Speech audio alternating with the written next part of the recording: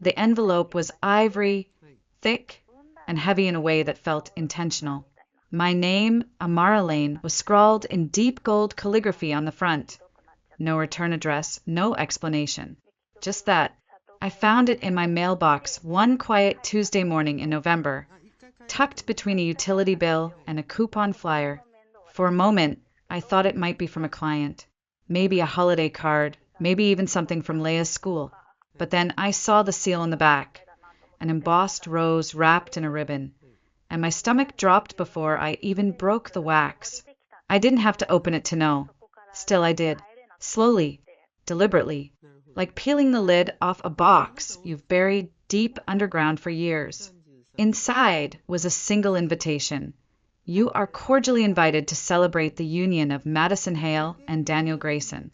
December 3rd at the Rosebridge Conservatory. I read it once, then again, and again. The name hit like a brick to the chest. Daniel Grayson. My Daniel. My ghost. I hadn't seen him in 3 years, not since the night he disappeared from our apartment without a goodbye. One moment he was sitting next to me, holding my hand as we stared at the ultrasound photo of the baby we'd lost. The next morning he was gone. No calls, no explanations, just a single note. I can't do this anymore. I need to feel alive again. As if grieving had made me dead. As if I hadn't just watched our future bleed out on a hospital floor. But he hadn't just left me. He'd left Leia too. She wasn't mine. Not by blood. Leia was his daughter from a previous marriage. Her mother had left when she was 4. And when Daniel and I moved in together, Leia came with him, quiet, wide-eyed, and uncertain. But the moment she wrapped her small hand around my finger and whispered, "Can I call you Mommy?" something inside me shifted forever. I stopped being just someone who loved a man. I became someone who loved his child. Fiercely, completely, as my own. So when Daniel left, Leia stayed. Not by accident, by choice. She was 11. She stood in the doorway holding her tiny suitcase and said, "I want to stay with you." I didn't ask why. I just knelt down and pulled her into my arms and promised her I wouldn't leave, even if he did. And I kept that promise, even when I had no idea how we'd pay rent, even when I couldn't afford groceries and got calls from debt collectors daily, even when I stared into my reflection and didn't recognize the woman looking back. I braided her hair. I packed her lunches. I helped her with homework while hiding the stack of overdue bills under the placemats. And on the nights when I could barely breathe from the weight of being left behind, she knocked on the bathroom door, crawled in beside me, and said, "I made you a sandwich. You forgot to eat." There were days I felt like a ghost floating through my own life. Days I wished I could dissolve into the silence. But she kept me anchored, one peanut butter sandwich at a time. So now, standing in my kitchen with that ivory envelope in my hand, I didn't feel shock. I felt something slower, colder, a kind of nausea that started deep in my gut and worked its way up into my throat. Who sends a wedding invitation to the woman you abandoned?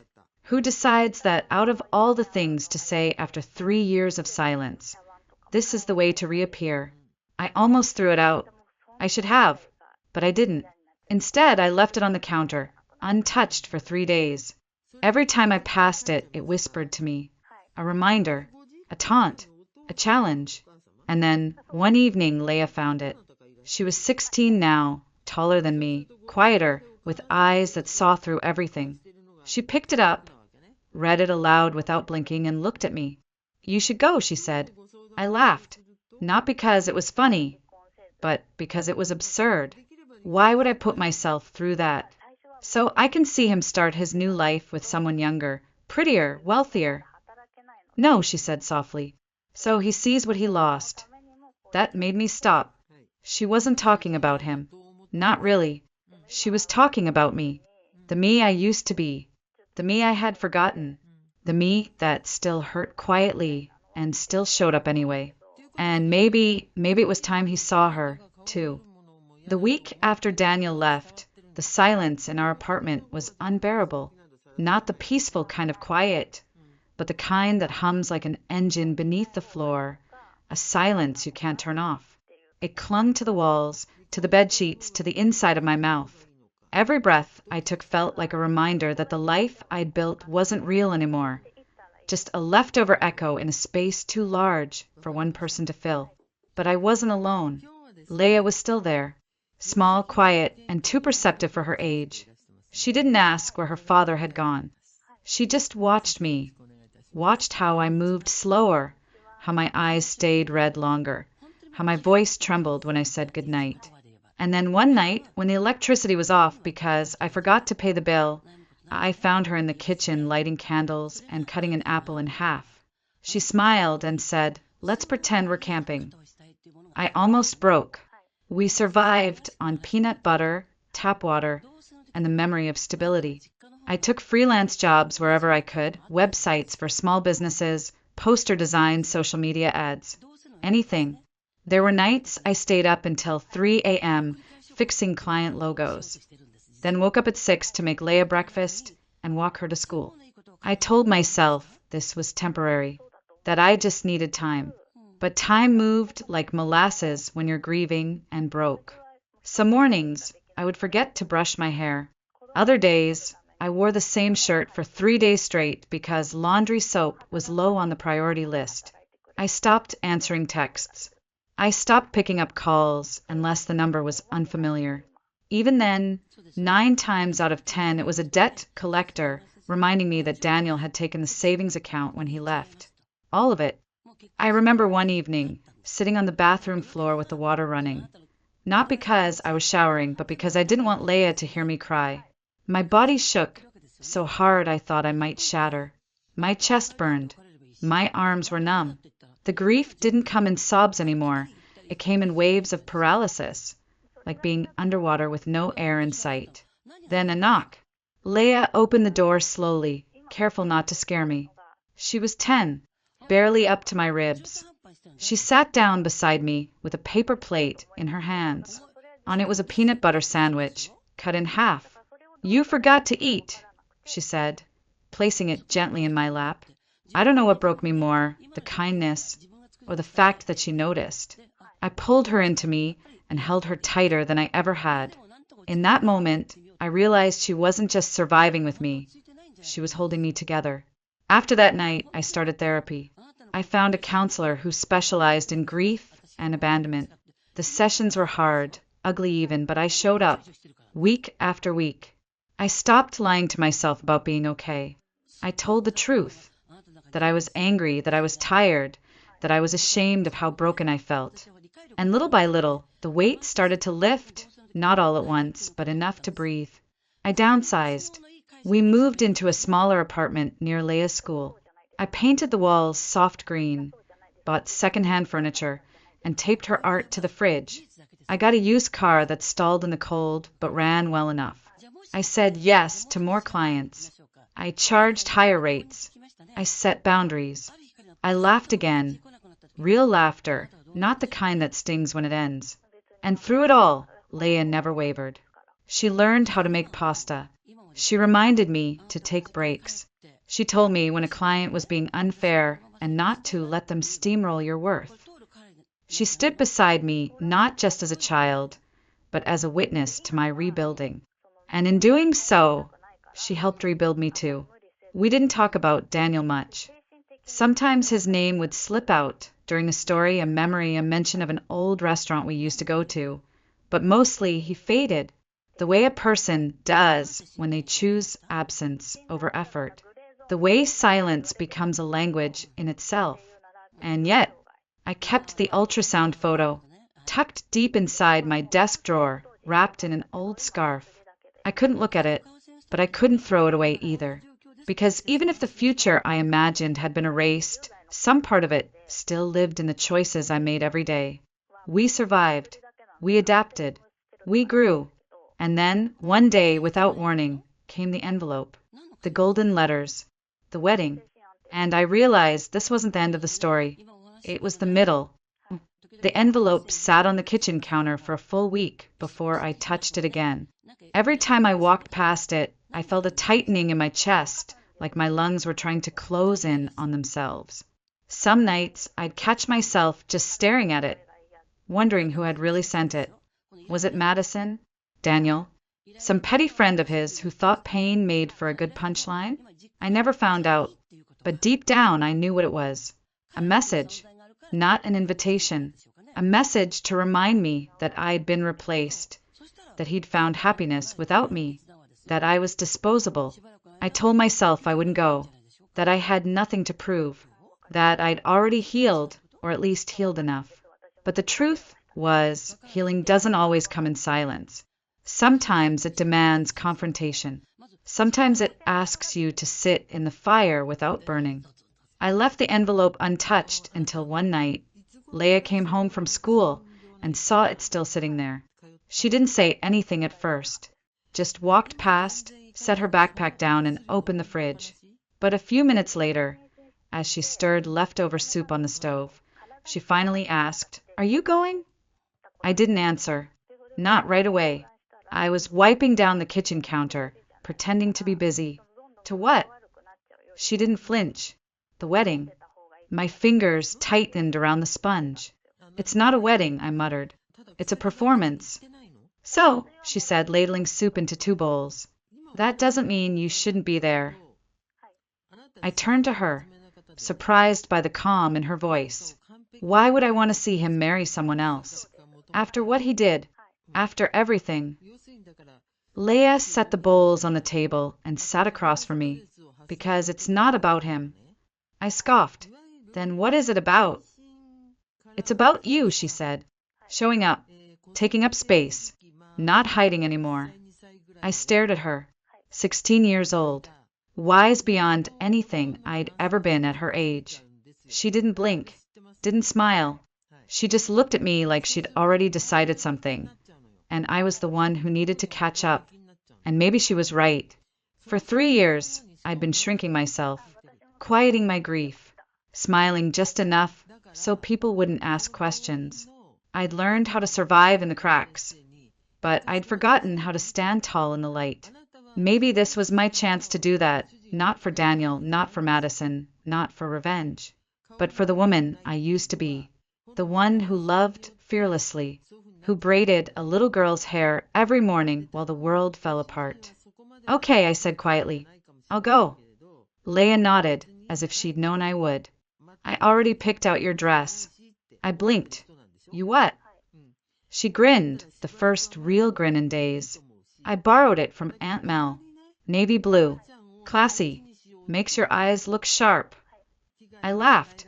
A small, uncertain laugh, but a real one. "You're bossy." She shrugged. "I've had a good teacher." I should have known she'd planned this.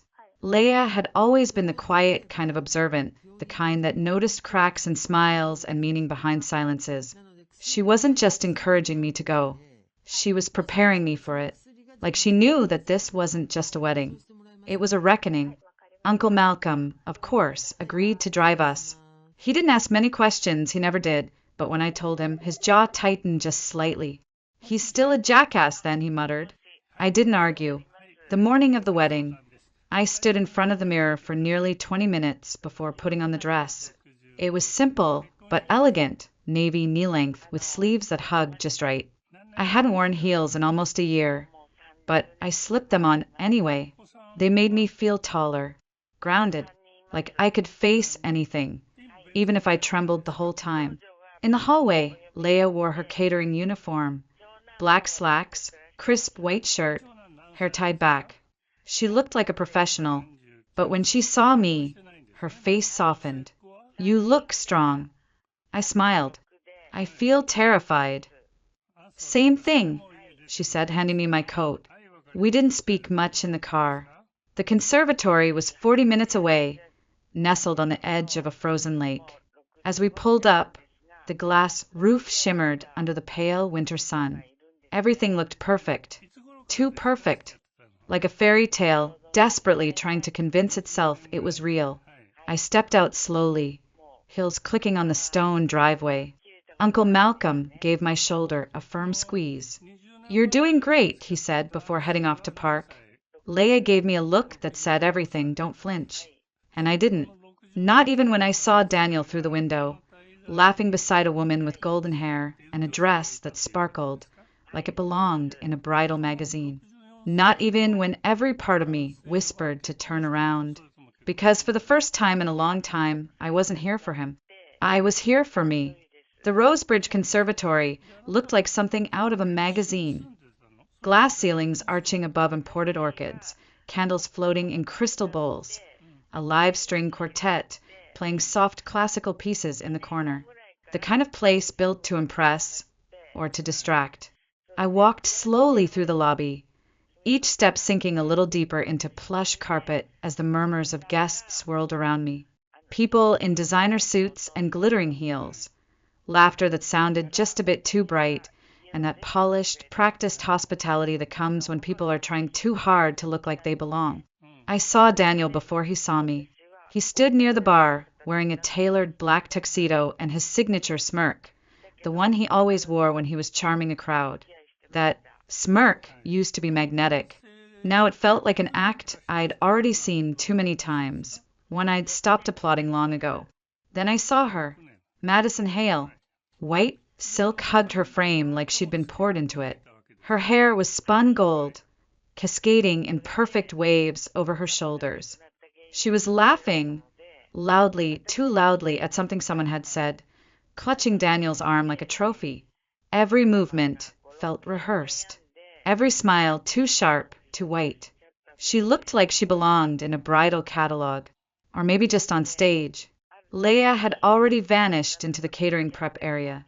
She hadn't said much on the way in, just gave me a wink and disappeared through the staff entrance like she belonged there.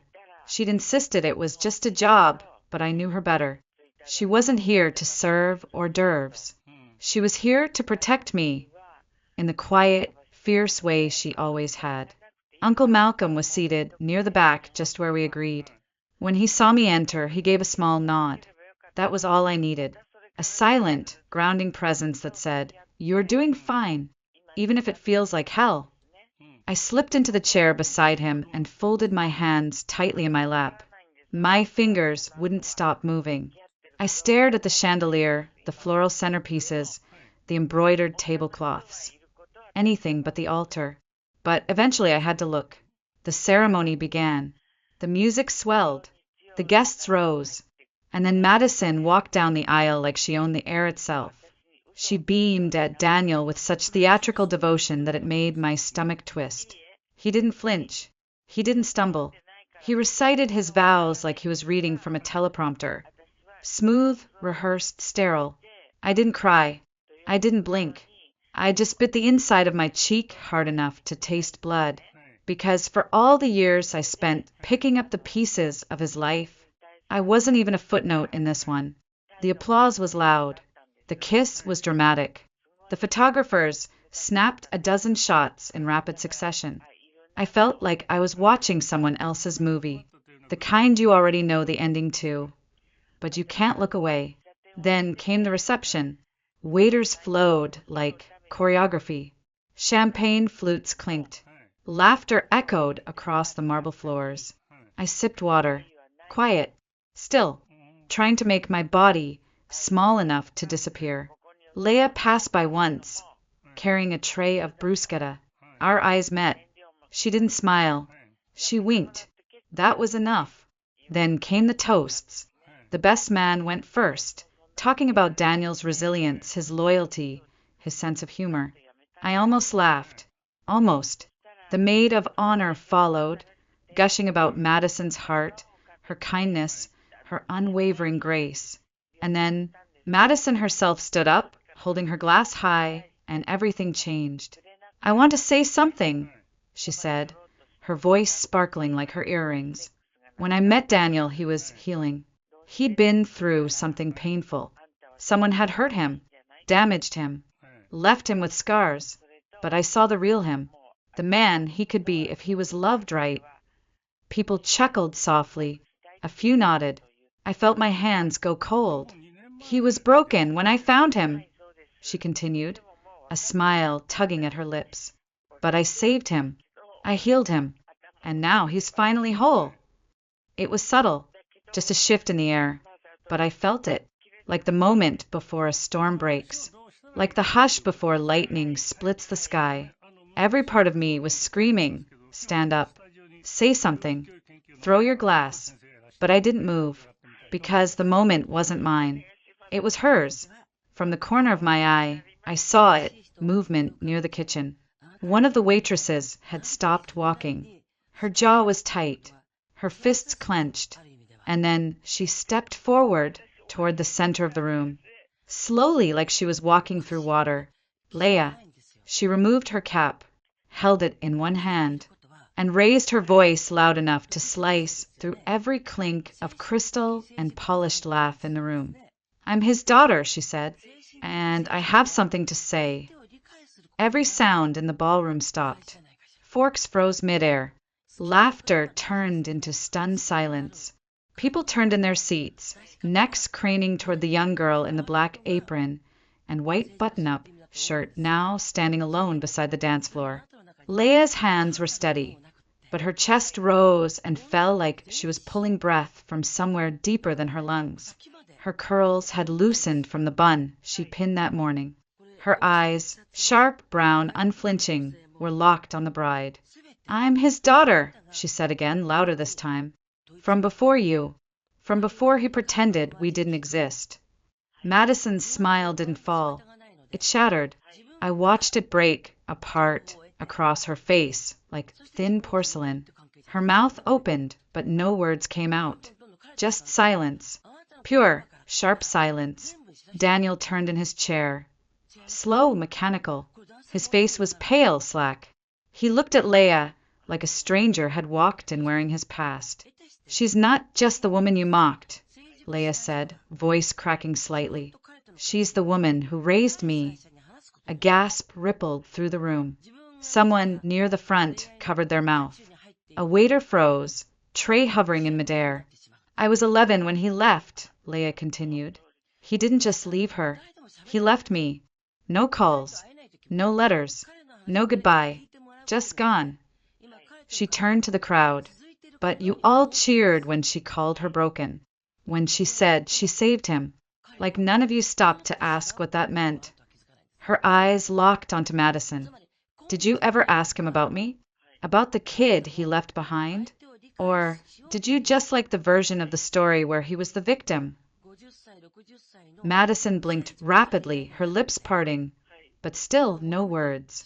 "I watched her cry in the bathroom at night, so I wouldn't see," Leia said, her voice rising. "I watched her skip meals to buy me shoes. I watched her rebuild both our lives from nothing while he pretended we didn't exist." Daniel stood up. "Leia, not here." "Oh," she said, sharp and bitter. "Now you remember my name?" He took a step toward her, but she didn't back down. "When I sent birthday cards, they came back unopened. When I emailed you, I got no reply. Not even a block. Just ignored." She pointed toward me. "And now you let someone stand in front of a room and call her trash." He looked at me, and for the first time in years, I saw something crack. Not just guilt, not just fear, but recognition of what he'd done, of who he'd left. I didn't feel vindicated. I didn't feel victorious. I felt free. "She didn't break you," Leia said, turning back toward the room. "You broke yourself, and then you buried us." The silence was thunderous. Madison finally found her voice. This is crazy. She's trying to ruin our wedding." "You ruined it," Leia said, cool and even, "the second you built it on a lie." Then she turned toward me, hand outstretched. I stood. I didn't even think. My fingers reached for hers like they always had. Familiar, steady. In that simple gesture, something in me that had been dormant for years began to stir. Not rage, not bitterness, power. "She didn't come here to fight," Leia said to the crowd. "She came because I asked her to, because I wanted her to see that she doesn't have to hide anymore." She looked at Madison again, straight into her soul. "She doesn't need an invitation to belong in any room. She belongs because she survived it, and no one gets to rewrite our story to make themselves look better. The ballroom held its breath. Madison clutched her champagne glass with trembling fingers, blinking like a camera flash had gone off in her eyes. And then, in a voice that barely held itself together, she said, "This is my wedding. You can't just hijack it." Leia tilted her head. "Then maybe next time, don't marry a man with ghosts you refuse to see." We turned, and the crowd parted. No one stopped us. No one dared. Behind me, I heard Daniel's voice once more, quiet, desperate. "Leia," but she didn't turn. She just held my hand tighter and walked on, leaving the weight of every lie behind her. We hadn't made it halfway down the corridor when a voice snapped behind us, sharp, high-pitched, and cracking under its own weight. "Wait!" We stopped. It was Madison. She came stumbling out of the ballroom like someone chasing a dropped lie, her dress swishing around her legs like tangled netting. Her perfect curls bounced with each uneven step, but the perfection ended there. Her face, once luminous and polished, was now smeared with mascara and blotchy from heat. Her hands trembled as she pointed at us. "You can't just do that," she said, breathless. "You can't just hijack my wedding and humiliate us." Leia turned first. "Calm. Steady. Us." Madison blinked. "You could have handled this privately." "No," I said, stepping forward before Leia could. My voice wasn't loud. It didn't need to be. "You could have handled it privately. But instead, you stood in a room full of strangers and called me broken, as if I was a cautionary tale you'd triumphed over." She looked at me like I'd slapped her. "I didn't know," she said, weaker now. "I didn't know he had a daughter." "Did you ask?" Leia's voice was like glass, thin, sharp, and unshakable. "Or did you just like the version where you were the savior?" Madison opened her mouth. Nothing came out. Then Daniel appeared behind her. His tie was undone, his jacket unbuttoned. He looked different, not composed, not confident, just exposed. The mask had fallen, and underneath was a man who had run too far and finally ran out of road. "Leia," he said again, this time softer, "I never meant for this to happen." She turned to him slowly, her shoulders squared, chin high. "Which part?" she asked. "Me being born? You abandoning me? Or standing there while someone else tried to erase everything I am?" He flinched. "I thought I was protecting you." "By disappearing," she snapped. "You didn't protect me. You erased me." Then he looked at me. For the first time since we'd arrived, his eyes finally found mine. "I was broken, Amara," he said quietly. "You know I was." I didn't deny it. "I was too," I said. "But I didn't leave." The air changed between us. The tension didn't spike, it settled. The truth had been laid down so simply, so cleanly, that it didn't need decoration. There was no argument left to make, no way to spin it. He ran. I stayed. "I can't take it back," he whispered. "No," I replied, "you can't." Then Leia spoke again, but this time her voice softened. "You know what I used to tell myself," she said, stepping closer. "That maybe something happened to you. That maybe you died. Because it was easier to imagine you were gone than to believe you were alive and just didn't care." Daniel's face crumpled. His mouth opened, closed. He looked down at his shoes, the floor, the trail of his choices. But what came next, none of us expected. Leia stepped closer again. She didn't scream. She didn't cry. She looked him in the eye and said, "I forgive you." His head shot up. You do." "Not for you," she said. "For me. Because carrying your absence has been exhausting. And I'm done." He swallowed hard, eyes glistening. "You're incredible, you know that?" She turned slightly, pointing at me. "I know. She made me that way." And in that moment, a new silence fell.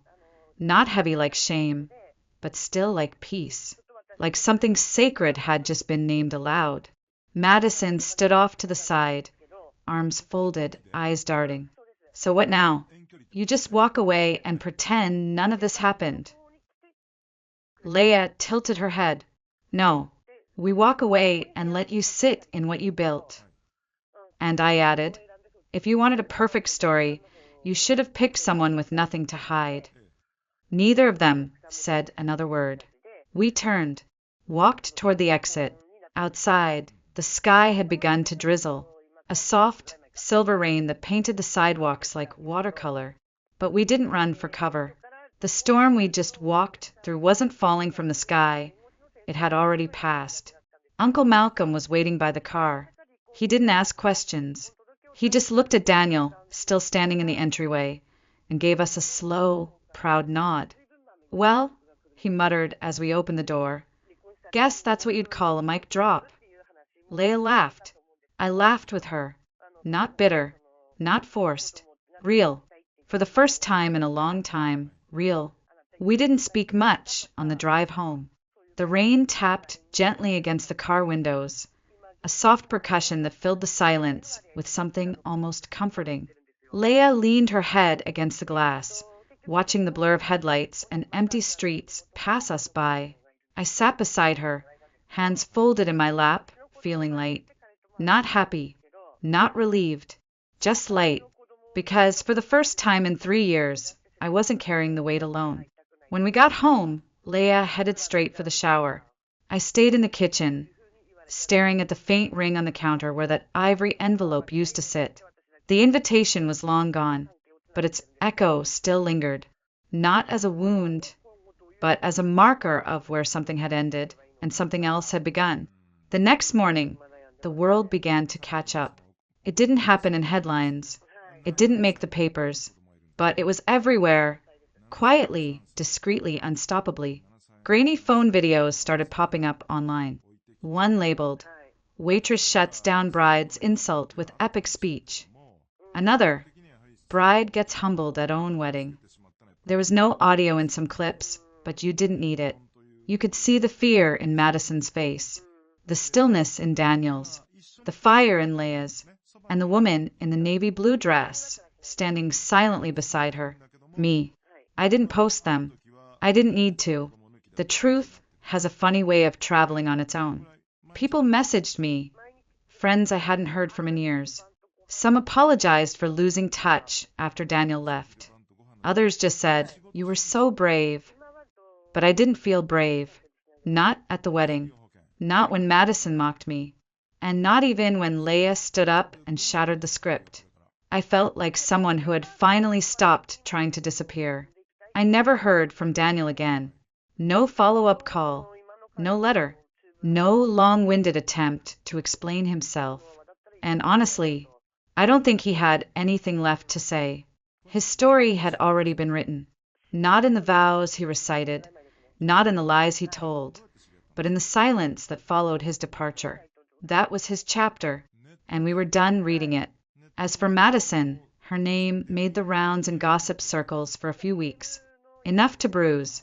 Enough to remind her that pretending someone doesn't exist doesn't erase them. It just postpones the reckoning.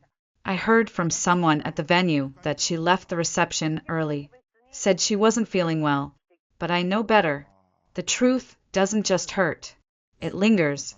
It settles in your bones. And when spoken clearly, it echoes. A month later, Leia showed me a podcast teaser. Madison's voice. For girls who think they don't have a voice. The irony made me laugh. Leia just shook her head. Let her talk, she said. Everyone saw the video. They know the real story. And she was right. But what stayed with me, what mattered more than viral clips or whispered rumors, was something that happened on a completely ordinary Tuesday night. I was doing the dishes. Leia was sitting at the kitchen counter, flipping through her notebook, her legs swinging off the stool like she had when she was younger. There was music playing softly from my phone. Some old jazz, track we both liked but never remembered the name of. And then out of nowhere she said, I used to wish my real mom had stayed. I froze, my hand still in the soapy water. My heart clenched. But now I get it, she continued, voice softer. Maybe she had to go so I could find you. I didn't say anything right away. I couldn't, because that was it. The moment. The one I didn't know I'd been waiting for.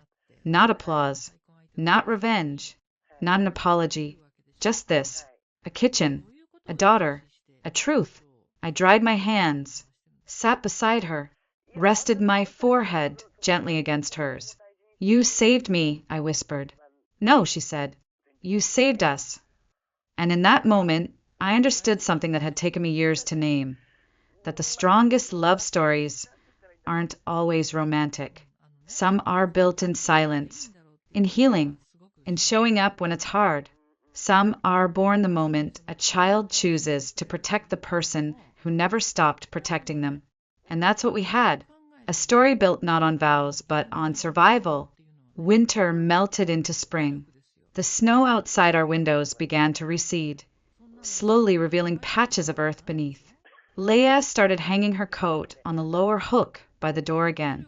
I switched out our cinnamon candles for citrus. Life didn't change all at once, but it moved. Quietly, steadily, like breath returning to lungs that had forgotten how to inhale without shuddering. I started writing again. Not for work, not for clients, just for me.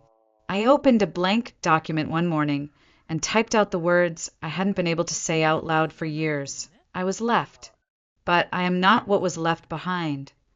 It wasn't a memoir or a blog. It was more like a letter to anyone who had ever been silenced by someone else's story. I posted a short essay on a local women's platform.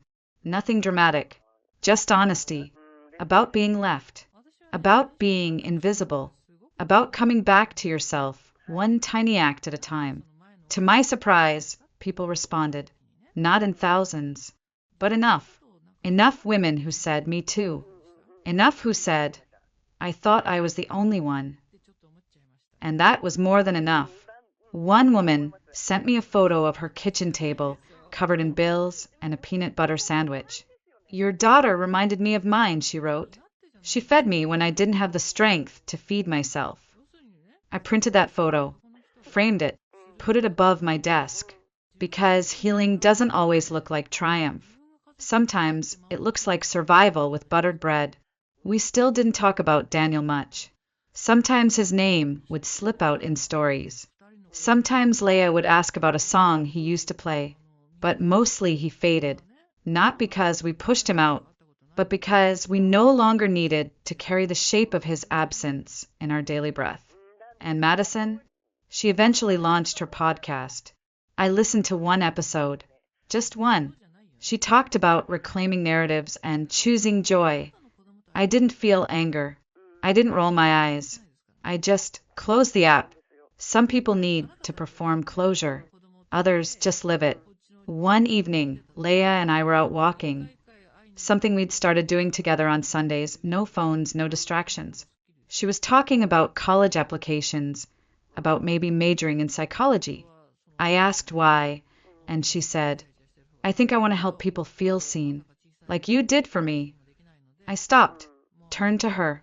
"You make me proud every day," I said. She smiled without looking at me. "I know." And she did. That night, as we walked home, the sky was wide above us, dark but not heavy. The stars came out slowly, blinking into view like they'd been waiting for an audience. Leia reached for my hand and didn't let go. She didn't need to. I wasn't walking ahead anymore, and she wasn't walking behind. We were walking side by side. Later, as I curled into bed, I thought about how easy it would have been to let that wedding rewrite our history, to let a single woman's speech define who I had been. But truth doesn't belong to the loudest person in the room. It belongs to the one who keeps showing up. If you're listening to this now, if you've ever been the one who got left, overlooked, or erased, know this: you are not broken because someone walked away. You are not worthless because someone couldn't recognize your worth. You're still here, and that's everything. Because strength doesn't always look like a comeback speech or a viral moment. Sometimes it looks like making lunch for a child you didn't give birth to, and hearing her, years later, call you mom. Sometimes it looks like walking into a room where no one wanted you and leaving as the only one who told the truth. And sometimes it looks like choosing silence, not because you're afraid to speak, but because your story already speaks for itself. That is how we ended. Not with applause, not with revenge, just with truth and love and the kind of quiet that doesn't ache anymore, only heals.